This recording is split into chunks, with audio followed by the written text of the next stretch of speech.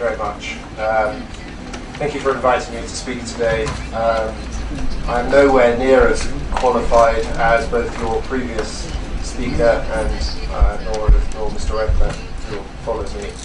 But I hope I can share with you something useful of the UK government's non-violent approach to the promotion of human rights, and some of my own limited experience from working in the Foreign Commonwealth Office's Human Rights Department, and also from focusing on North Korea for the last 4 years.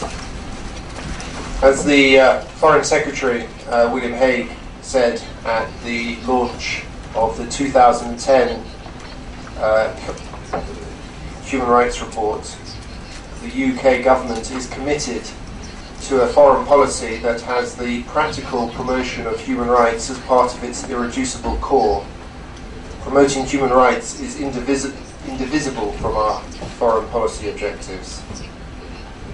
And just to explain, we've been producing an annual human rights report for the last 10 years, which is published on our website. Let me first focus on the DPRK. The UK government has been concerned about the human rights of the DPRK for a number of years. As we said in our 2010 report, the Democratic People's Republic of Korea has repeatedly claimed that international concern about its human rights had the sole aim of undermining the regime, and that its own adequate system for the protection of human rights has its own adequate system for protection of human rights. However, information from a variety of sources, much of it from North Korean defectors, paints a picture of serious and widespread abuse.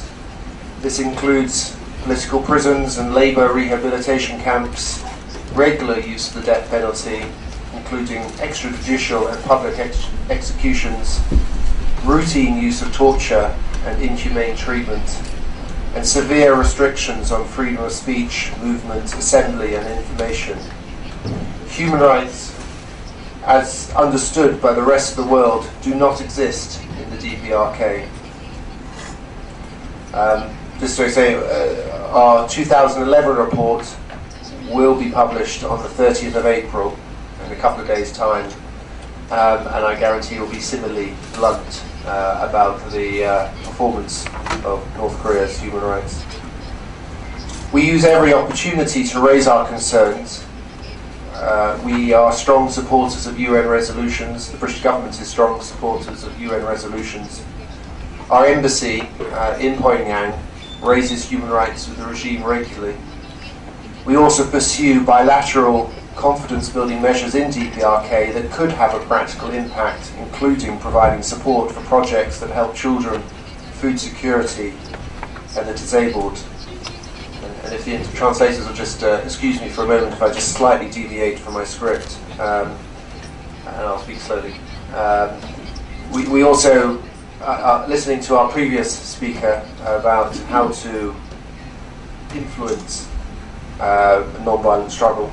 We feel that we've been running a program in North Korea for 10 years now, teaching English, and also, as advised by many people both here in the South and also many NGOs, we actively try and pursue a policy of bringing North Koreans out on visits to the UK so that they can learn a little bit about what the West is about, and they can see that the UK itself is an opportunity rather than a threat.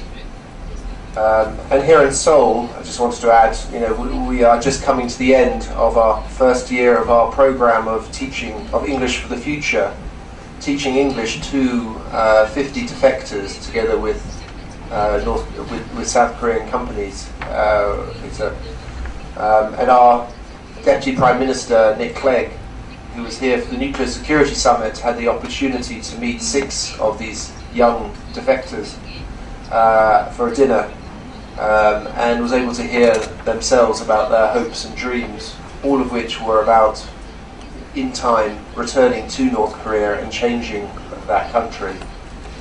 So we hope that in time we will see the change. But I will return to the script, probably for the interpreters will be much relieved. This workshop is about building capacity for the future.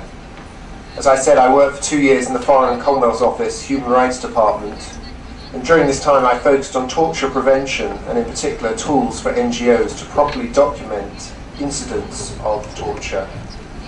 These tools have been used by NGOs across the former Soviet Union, Central Asia, the Middle East, Central Asia and Africa.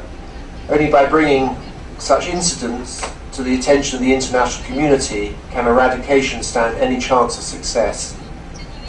I think Jack's going to talk a little bit more about, in much more detail about what to do with this information. I'll just talk about how to gather the information, or what we've been doing to help people gather the information.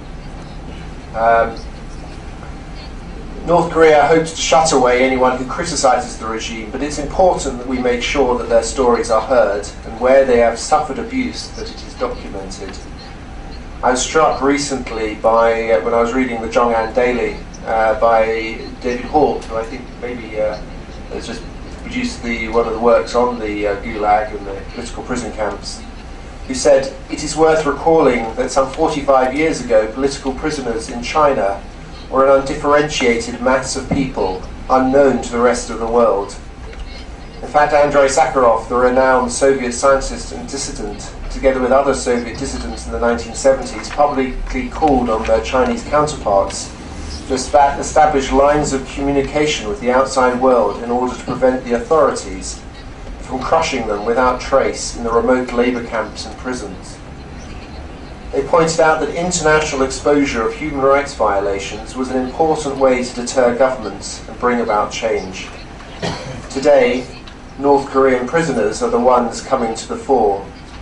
Their country, now led by Kim Jong-un, continues to be closed to the world, but the conspiracy of silence surrounding the camps is nonetheless being breached. I think Susan referred to that in her introductory remarks, and that we are hearing about more and more about those who are suffering and who have been in the camps.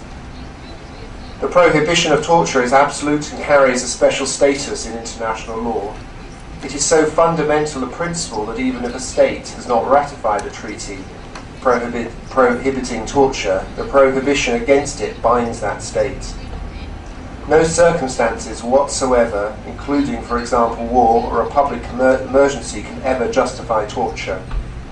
Despite all these international commitments to the prohibition of torture and its status as one of the few universally recognised human rights, torture is still widely practiced. An analysis of available statistics suggests that torture occurs frequently in over 40% of countries, and as I said earlier, DPRK is clearly one of those countries. Torture is most likely to occur during criminal investigation or state security processes. It's likely to be perpetrated by those who have the power to detain or who have access to people who have been detained. Prison officers, the police, the military or paramilitary, or even doctors or other health professionals. It is a serious crime and a human rights violation which must be investigated, prosecuted and punished.